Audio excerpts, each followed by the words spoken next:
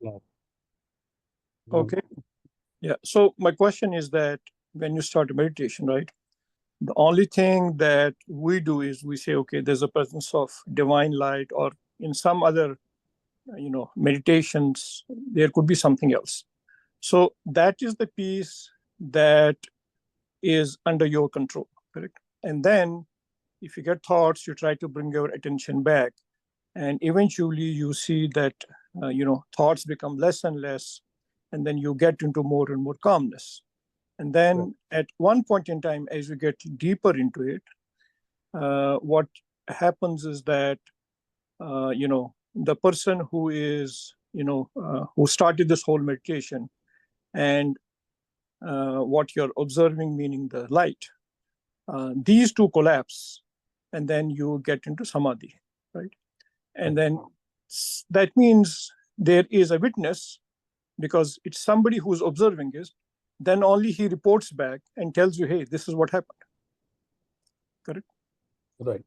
And so the question is, uh, what is that state called? What actually happens when there is just a witness? That's number one. And then many times what happens is that you can get further into the deeper meditations, where uh, you know you just have an idea of that you exist. There's no concept of space and time, Right. but still there's a witness, and it's the witness which is telling you this is what happened, correct? Yes. So my question is, what are these different states in our heartfulness? Yes. Very good question. So first, let me make this statement, right? Mhm. The witness is never absent. Correct. Something we need to understand. I mean, you already said that, but I'm just want to re-emphasize. See, according to the Shastras, right, Mhm. there are three states of consciousness. The first is the waker, the awakened state, Yeah. active state, right? Mhm. The fundamentally, the Shastra should have spoken much deeper than this, okay? But they kind of stayed at a very superficial level. I don't know for whatever the reasons. Correct. So the waker in the wakeful state and the dream state. Correct. That's the second state, and the Mhm. sleep state. That's the third state, right? And the fourth state they called it deep sleep. Okay. Typically, the fourth state is known as Turiya. Turiya basically means fourth. Correct. So, but what are these states? Whose states are it? They're Correct. saying the states of the consciousness, but they are not actually the states of the consciousness. They are the states of the witnesser, Correct. not the consciousness. My individual witness. Your individual witness. So basically, it's a state of awareness, Yes. not the state of consciousness. Yes. So the awareness or the states, not the consciousness itself, is not a state. But who is bringing awareness to the consciousness? See, this is where fundamentally we don't understand the concept of consciousness, because we are always talking about consciousness in terms of awareness. Totally different thing.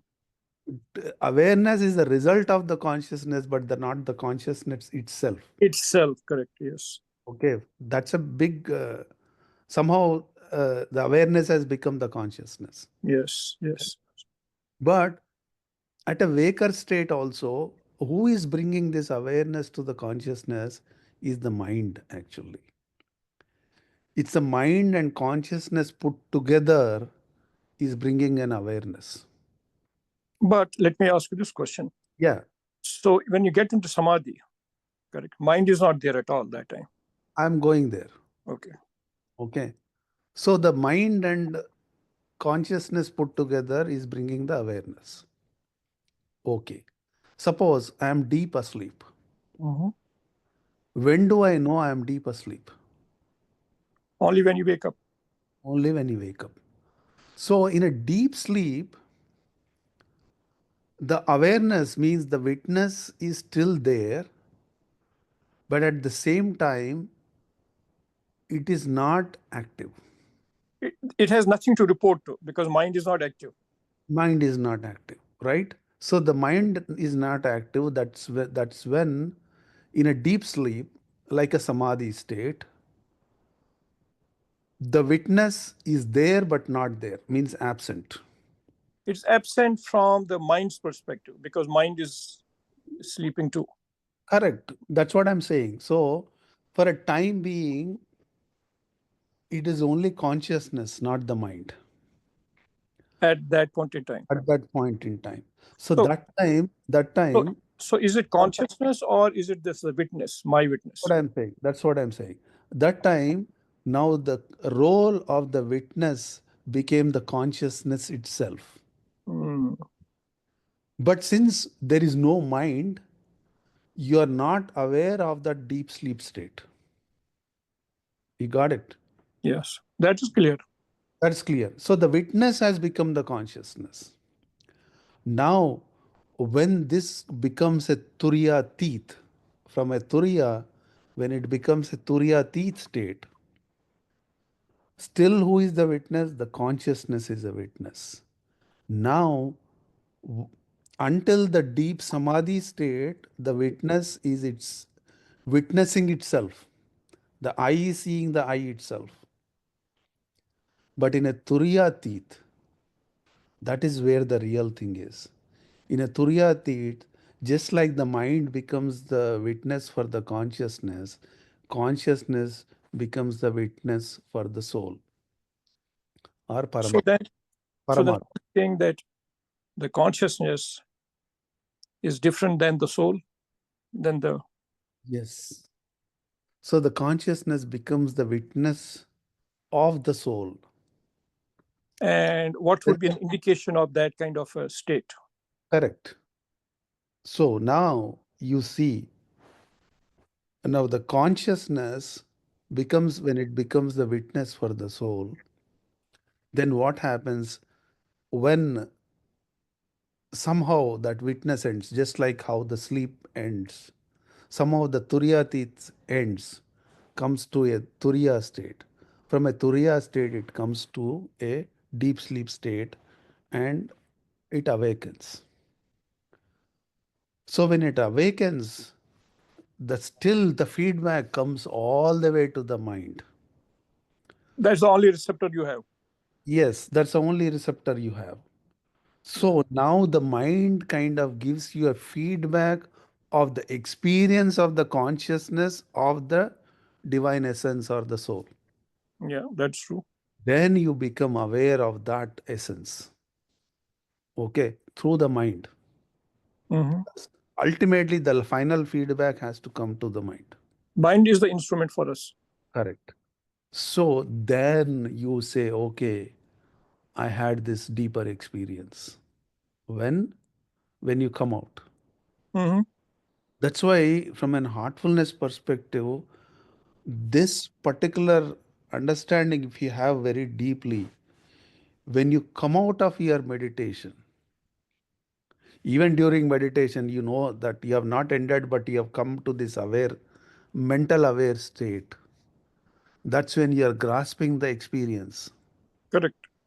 That, if you can give a really good attention time, the end 5-10 minutes, then you can carry that experience into your life.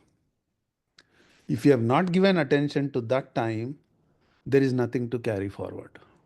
It is lost forever. Yeah, because I told you once that when I was with Chariji in Denmark, Yeah, so I had that experience for maybe few seconds correct, where I completely lost myself. The only thing I could think is I exist, correct. but had no idea of space, time, and it felt like when I woke up that I'm trying to, in a big pool, trying to swim and find my coordinates. Right. It took 30 seconds, I would say, to really find the coordinates that I am in Denmark and this is the time. Because till then, I had no idea. Yeah. But I could It- see it took time. Interestingly, because we don't have this experience, I'll tell you, I mean, this happens in every meditation, but there is a slight, every time you go through it, there is a slight additional flavor to it, what we call progress, right? Mm-hmm. Refinement to it. So, because we are not used to that refinement, it takes few meditations or several meditations to understand the state which we have experienced in my 100 meditations back, the last 100 meditations, right? So it slowly reveals to us, so we become aware of it, but never think that that experience happened in that meditation. So it is before also there, but I'm not able to recollect or. Recollect. So now because this, even though it comes to the mental feedback, because that awareness is not there, we don't capture it right away. Number one. And number two is, that's another thing. I've been like thinking about this topic recently a lot, that being available, The mind being available. mind being free, Yeah. being available. Be receptive. We are so much cluttered Yeah. with our life, we are not seeing that possibility. Even that possibility is given to us, we are not grasping it. Because we are not grasping it, we are not feeling it. It takes a lot of meditations before we can feel it, right? Possibly, yes. So, and availability is not only becoming aware of the current condition, it is mainly, to me, what availability means, knowing your next condition, becoming aware of your next condition. Recently, So Daji also said in one of the talks, Babaji thought about emulating his master's condition, Lalaji's condition. And Lalaji said, you have already emulated it. Means he has seen the possibility. Not only possibility, seeing the possibility, he's convinced about achieving that possibility. Both are there. So here, truly, when Babaji said willingness, we need willingness. Willingness is not just, okay, I will do it, I will try it. That is not willingness. Truly, willingness means that having seen the possibility, I will make it. That is willingness. Okay. Sorry, you are asking something. You are going to ask something.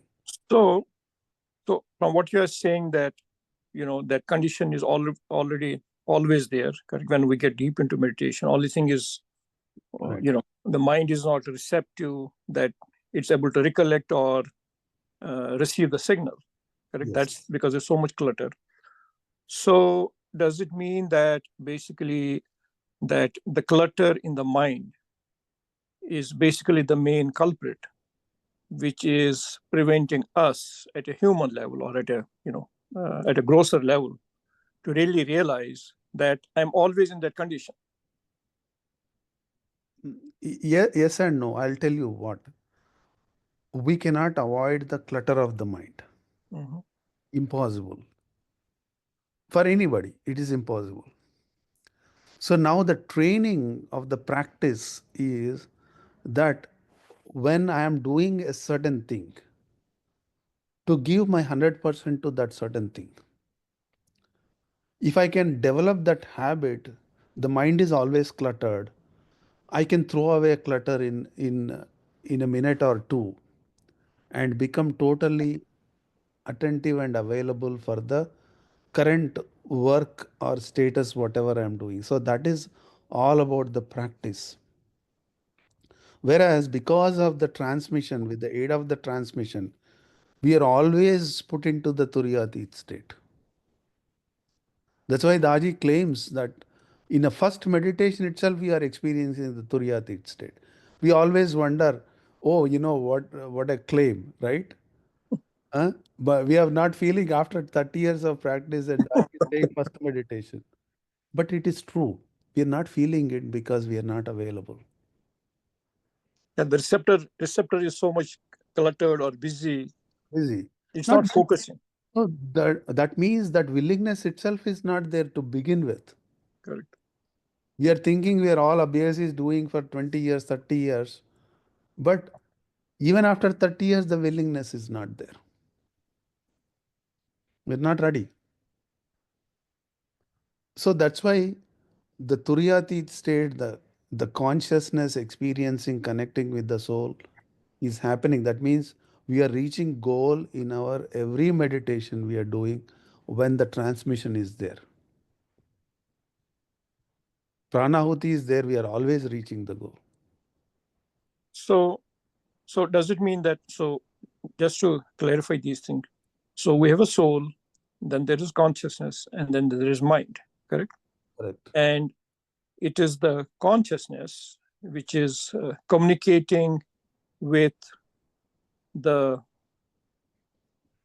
I mean, consciousness is, I mean, it's the, so consciousness is communicating with the mind, correct? Yes. Not the soul, because soul, but between consciousness and soul, is there some communication? That's a good question again. So we want to see the soul as a separate entity, Mm-hmm. whereas soul is never a separate entity. Because without the soul, there cannot be any consciousness. Without the soul, there cannot be any mind.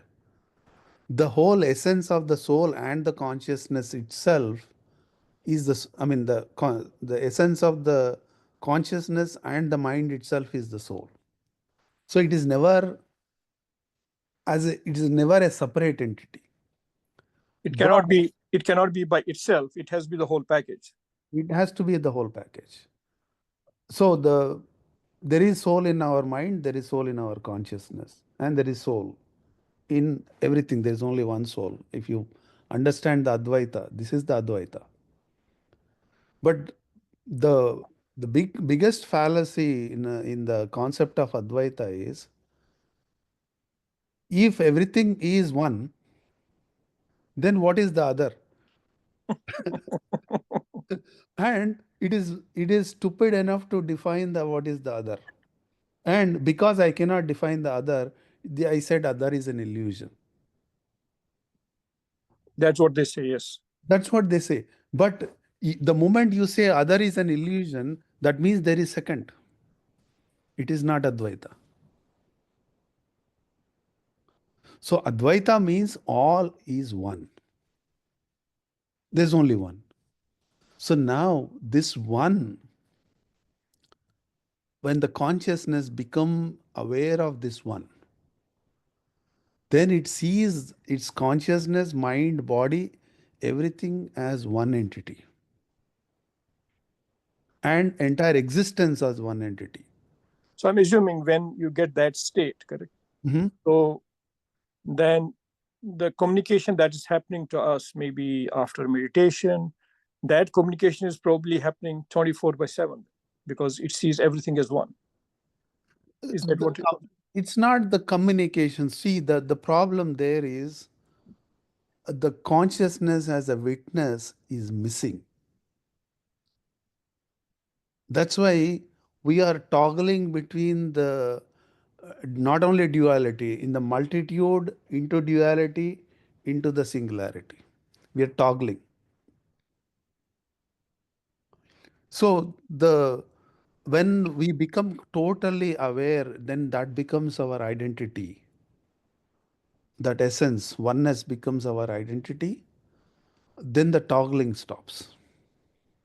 So then what happens is I have to willfully come into the multitude, come into the duality to exist in this world. Willfully. See, So right now very it's happening unwillingly. yes. Then a jnani, a true enlightened person, has to experience all again, just like all the states we are experiencing. They have to experience the lower states willfully, and that becomes the oneness becomes the natural state for them. Right now, that is not our natural state.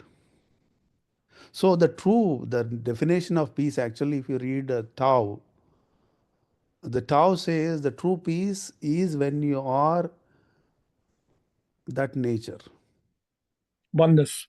oneness. So if that is not there, you are not at peace. Today, our definition of peace is very lower. When it becomes thoughtless, I am at peace because we don't like our thoughts. No, see the like when you experience very deep states, correct? Right. I mean, you get good. That's very different than thoughtlessness. Correct. Amazing peace. Yeah. But that is just for a little time. Correct. So I wonder if that can be extended in the waking state, and you are in that situation. So, in a waking state, also, if I become a witness, then I am always in Turiyatith. Correct. Yeah, that's it. So, it is so simple. Now, it is becoming get habituated to that oneness state and make it a natural state. That is what losing identity means. See, this losing identity is a wrong word. Becoming, getting to my natural identity to begin with. Is the correct, yeah, correct Correct. way Correct. to describe it. Yes. It is not about the moment you are trying to lose your identity. That's why, the people kind of practice negative. Oh, I am not this body. I am not this mind. And they keep on repeating, I am not this body. I am not this mind. And then who am I? And then that's a big question. Oh, as if I have discovered something. You are the same body, same mind, except they Yeah, are in sync. They are in sync. correct. So it's a natural state when my consciousness becomes a witness, a natural state. Um, that natural state is the mind, that natural state is the body, that natural state is the Paramatman, that natural state is everything. Yeah, I think that's the better way to describe it. Then say, Right. So it is not about I mean, I always give this example. If you want light in a room, in a dark room, will you wait for the darkness to go away to turn on the light, or you turn on the light, darkness goes away? We are doing reverse. Because we are doing reverse, we wonder after, whether I am in whatever the practice I am taking up, it doesn't matter what practice, right? Ramakrishna Paramahamsa took up different practices and he reached the same goal because his nature is the witness. So it doesn't matter which practice he took, yes, right? Everything led to the same. Because we are trying to get rid of something instead of connecting to what we should become, we are trying to get rid of things which cannot be get ridden. good. So one more question I have. Yeah. So, we have these points, correct? Mm-hmm. And then there are sheaths, we call them, right? Koshas. Yeah. Kosha, yeah, koshas, right? Mm-hmm. So most of the time, we say, okay, he's moving from this point to this point to this point, right? It's the journey of the points, correct? But we don't talk about the koshas, Mm-hmm. correct?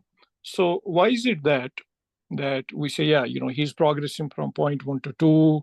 Now he's out of the heart region. He's in the mind region, but there is no commentary on what happened to the koshas. It's a well understood thing. If you look at it in a very subtle way, right? The 5 points are defined as Pinda Pradesh, the Pinda. Correct. Pinda referring to what? Pinda referring to the lowest kosha, Annamaya kosha. Mm-hmm. So the moment you are settled around sixth or seventh point, you have crossed the Pinda completely. That means your Annamaya kosha is dissolved. Okay. So that's how they do it. Okay. So when you cross the mind region, your Manomaya kosha is dissolved. Okay. Yeah. I, It's a I thought total, about it. it's a total dissolution. So when your pinda is dissolved completely, from a in a technical sense, now you are not the body anymore. But you're not thinking like that. Okay. But your body consciousness is merged into the mind consciousness. That's the beauty of heartfulness. So what does that mean when that we say the body consciousness? So is it that uh, earlier you were more in a physical or reactive mode. Now you are more in a feeling mode. Is that what it means? Right. Now, yes, because when the body consciousness merge into a mind consciousness, what happens is the prana of the body is regulated at the mental level. Then, I mean, I don't I feel if I pinch myself? Yes, of course you feel it, because that's the nervous system. But what happens is we transcend the when we transcend the body, when the Annamaya kosha is dissolved, now the body is regulated by the mind. So the base becomes the mind. Base becomes the mind. So there's these multiple layers. So the signal now comes from the mind, not from the physical layer. Correct. How you react to a situation or how you conduct yourself and Right. things. Right. I mean, ultimately, whatever happens at the subtle level, it has to, the way we communicate with the outer world has to be at a physical level. So finally, the signal has to come to the physical world. Correct.